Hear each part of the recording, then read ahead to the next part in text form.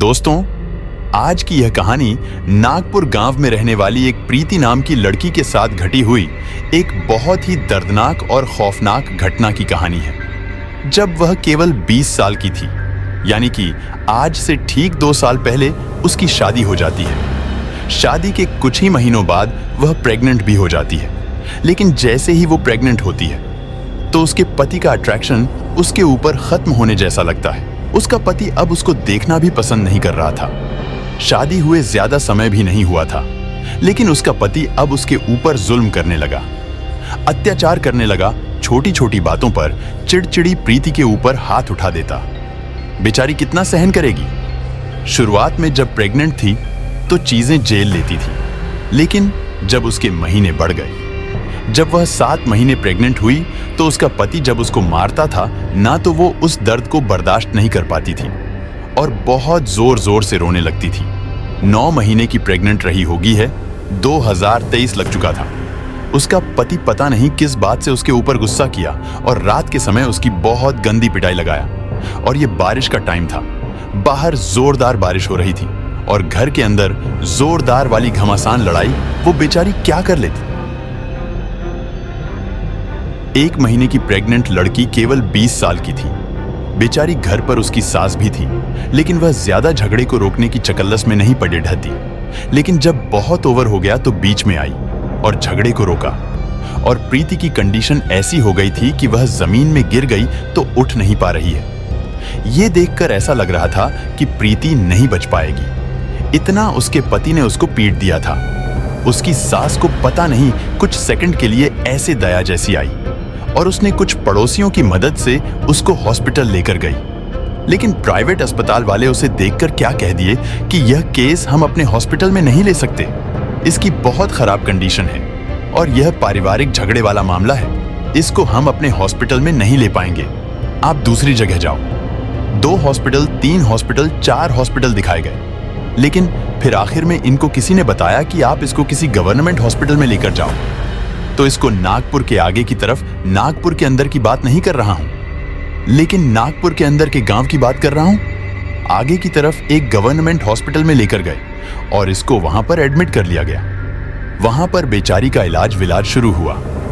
अब ऐसा हो गया कि हॉस्पिटल वालों ने बोला कि इसकी कंडीशन इतनी खराब है कि ठीक होने में 7 से 8 दिन लग जाएंगे, तो आप में से कोई एक जन ही पूरे टाइम इसके साथ रह सकता है। यह गवर्नमेंट हॉस्पिटल है और हम सबको रहने की परमिशन नहीं दे सकते। तो एक तो पड़ोसी थे, वह तो अपने घर चले जाते, तो दिन में इसकी खुद की मम्मी रहती और रात के समय उसकी सासू माँ उसके साथ रहती। पति एक बार भी देखने नहीं आया। धीरे धीरे करके 3-4 दिन कट गए। यह 9 महीने की प्रेग्नेंट थी। उस समय की प्रेगनेंसी में ऐसा होता है कि बहुत बार वॉशरूम जाना पड़ता है। फ्रीक्वेंट कई बार आती है, तो इसकी मम्मी रहती थी, लेकिन सास इससे ज्यादा बात नहीं करती थी। कई बार वॉशरूम तक इसकी सास इसके साथ चली जाया करती थी, तो कई बार कुछ रिस्पांस ही नहीं देती थी, तो ये बेचारी उठ के अकेले जाती थी। ऐसी ही एक रात की बात है। रात के तकरीबन 12 बज रहे थे। इसकी नींद खुली। इसको बहुत जोर से वॉशरूम आई हुई थी। इसकी सास पूरी नींद में नहीं गई थी। हाँ, वो थोड़ी थोड़ी जाग ही रही थी। इसने बोला, माँ थोड़ा सा वॉशरूम तक चलो ना, बहुत जोर से आई है, मुझे जाना है। तो सासू माँ ने कुछ नहीं बोला। फिर से बोली, माँ प्लीज चल लो, मुझे थोड़ा डर लगेगा, लाइट वाइट सब बंद है, पूरी शांति हो चुकी है। उसने फिर से कुछ नहीं बोला। तो प्रीति क्या कर सकती थी यार, अभी बेचारी गई। ये पर्सनल वार्ड तो था नहीं, तो जो वॉशरूम इनको यूज करना था वह एक जनरल वॉशरूम जैसा था, एक ही वॉशरूम जिसमें सब लोग आते हैं। खैर, ये उस वॉशरूम तरफ गई और उनकी कंडीशन बहुत ही ज्यादा बिगड़ी हुई थी, क्योंकि आज पता नहीं क्या काफी ज्यादा मरीज आ गए थे और काफी ज्यादा यूज कर लिए थे, तो बहुत स्मेल आ रही थी, बहुत गंदगी थी। तो यह अलग अलग वॉशरूम, वहां पे 10-12 वॉशरूम थे। लाइंस, यानी देखो एक रूम है ये वॉशरूम वाला और उस रूम के अंदर जाओ और 10-12 ऐसे लाइंस से वॉशरूम है। आप समझ गए हैं, जैसा कि रेलवे स्टेशन में, बड़े बड़े रेलवे स्टेशन में जिस प्रकार के वॉशरूम्स होते हैं, उस प्रकार का था। तो ये उस कमरे के अंदर गई है, अलग अलग वॉशरूम को खोल के देख रही है और सबकी कंडीशन बहुत खराब इसको नजर आ रही है। 3-4 वॉशरूम इसने देखे ही है। इसको अचानक से ऐसा फील होता है कि मेरे पीछे कोई खड़ा है। ये पलट कर देखती है और कोई दिखाई नहीं देता। फिर दूसरे वॉशरूम का दरवाजा खोल के देखती है, इसमें भी बहुत स्मेल आ रही थी। ये उस वॉशरूम के दरवाजे को वापस से बंद कर ही रही थी कि अचानक से इसके ऐसे हल्के से ये कान के ऊपर वाले बाल उड़े जैसे किसी ने ऐसा करके फूंक मारा। ये घबरा गई और देखा अपने राइट साइड में तो लिटरली कोई नहीं था। ये थोड़ी सी हटी, दरवाजा खोलते खोलते थोड़ी रुकी और यह मेन दरवाजे की तरफ गई। वॉशरूम के मेन दरवाजे की तरफ कोई मुझे फूंक करके या मुझे डरा के भागा तो नहीं है। वो गई और जाकर देखा कि बाहर तरफ कोई भी नहीं है और बाहर तरफ तो पिन ड्रॉप साइलेंस है।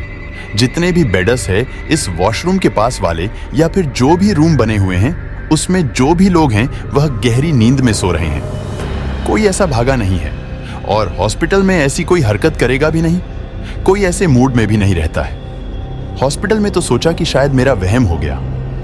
फिर अचानक से कहीं से हवा आई होगी, जाने दो। फिर यह दूसरे वॉशरूम देख लिया और एक वॉशरूम इसको दिखाई दिया जो हमेशा बंद रहता था, आखिरी वाला आज खुला हुआ था। इसने सोचा कि आज ये कैसे खुला है। ये उसको खोलकर अंदर गई और उस वॉशरूम को यूज करके जैसे ही बाहर आके वो वॉश बेसिन था वहां पे हाथ धो रही थी कि अचानक से जो बल्ब था ना इस वॉशरूम के अंदर लगा हुआ, यानी वॉश बेसिन के ऊपर तरफ लगा हुआ, वो ऐसा टिमटिमाना लगा तो इसकी नजर वो बल्ब की तरफ गई। और जब से ऐसा फील हुआ कि पीछे कोई आया है तो वो आईने से ही ऐसे पीछे की तरफ देखती है तो क्या पाती है कि पीछे एक औरत खड़ी हुई है। इस औरत का चेहरा भाई इतना भयंकर तरीके से बिगड़ा हुआ है कि मैं आपको क्या बताऊं। वह औरत ने नर्स वाला जो कॉस्ट्यूम होता है ना वह पहनी हुई है। नर्स वाली साड़ी पहनी हुई है और उसके बाल पूरे सफेद हैं और आंखें इतनी बड़ी बड़ी थीं। उसकी एकदम बड़ी बड़ी सफेद आंखें पुतली भी ना उसकी सफेद जैसी थीं। उसको घूर घूर कर देख रही है और एक बड़ी अजीब सी स्माइल दे रही है। यह क्या कर पाती इसकी हिम्मत नहीं हुई कि मैं पलट कर उसको देखूं। ये आईने में ही उसको देख रही है और इसके राइट साइड में वह दरवाजा है, मेन वाला वॉशरूम का दरवाजा, जिससे यह बाहर निकलेगी तो हॉस्पिटल के जनरल वार्ड में एंटर कर जाएगी। यह उस तरफ बढ़ी और बोली, छोड़ो, हाथ बात धोना। मैं फट से निकलती हूं यहां से कि फट से दरवाजा बंद हो गया और जैसे ही दरवाजा बंद हुआ इसकी हार्ट बीट ऐसी हो गई कि बस अब मैं जिंदा नहीं बच पाऊंगी। अब यह हिम्मत करके उस तरफ देखी जिस तरफ वह औरत खड़ी हुई थी। वह औरत अब बहुत वियर्ड तरीके से हंसने लगी।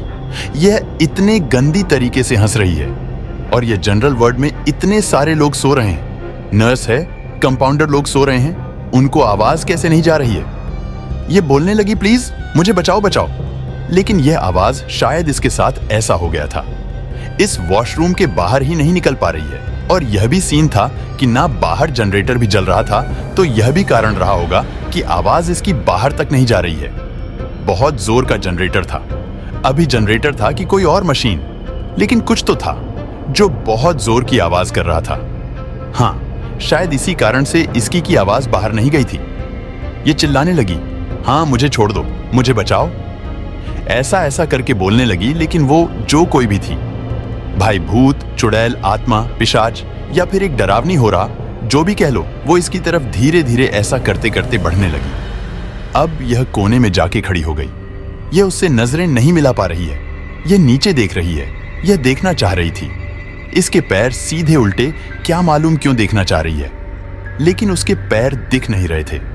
उसकी साड़ी जमीन तक ऐसा घसीटते हुए चल रही थी। वह एक एक कदम इसकी तरफ बढ़ने लगी और जब यह काफी नजदीक आ गई तो इसने अपनी आंखें पूरी ऐसी बंद कर ली और लगातार, बजरंगबली, हनुमान जी मुझे बचा लो, मैं पेट से हूं, मैंने आपका क्या बिगाड़ा, अगर मुझे कुछ हो गया तो मेरा बच्चा भी नहीं बच पाएगा, मुझे बचा लो, मुझे हनुमान चालीसा नहीं आती। लेकिन मुझे बचाने के लिए ऐसा ऐसा ये लगातार बोलने लगी और वह बढ़ती चली गई। बस इतने ही बोली, हे प्रभु, मैं आपकी शरण में हूं। आखिरी शब्द है जब इसने यह महसूस करी कि वह चीज, वह चुड़ैल, वह शक्ति इसके सामने खड़ी है।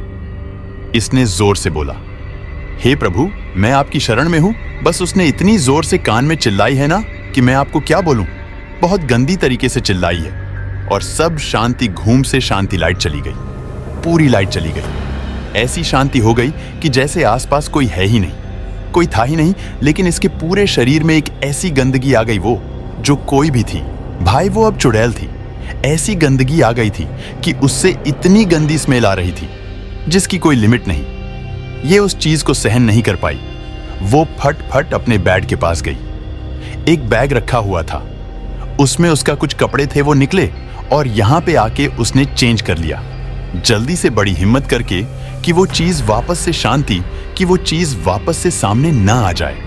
और फिर उसको ऐसी फेंकी है, उसको डस्टबिन में कचरे में डाल दी। वो जो कुछ भी थी, और ऐसा फील हो रहा था कि मैं आपको क्या बताऊं। आप कुछ समझ सकते हैं उस वक्त के लिए कैसा फील हो रहा होगा। उसको कीचड़ जैसा हो गया था पूरा, जो कुछ भी उसने अपने मुंह से निकाली थी। वो चुड़ैल वहां आई अपने और बिस्तर में, और ऐसा बस सोने जैसी हो गई। बाहर जोर से बिजली कड़की और फिर बारिश शुरू हो गई, और अभी एक अजीब सा डर का माहौल इसके पूरे जहन में फैल चुका है। पूरी रात कट गई, पूरी रात वो जागती ही रही, केवल अपने बिस्तर से वॉशरूम वाले मेन दरवाजे की तरफ ही घूरती रही। लेकिन उसको पूरी रात वहां पर कोई दिखाई नहीं दिया। ये आंख बंद भी करती थी ना, तो ऐसा लगता था आंख खोलकर देखूं वह चीज सामने आकर खड़ी तो नहीं हो गई। लेकिन जैसे तैसे पूरी रात कट गई, और फिर उसकी सांस निकल गई। अपनी सांस से बोलना भी चाहिए, लेकिन कुछ बोल नहीं पाई, क्योंकि इसकी सांस इससे ज्यादा बात नहीं करती थी, इससे शायद ज्यादा सहानुभूति नहीं रखती थी। वह निकल गई और फिर इसकी मम्मी आई, तो मम्मी को पूरी बात बताई। मम्मी को भी बहुत ज्यादा डर लगा।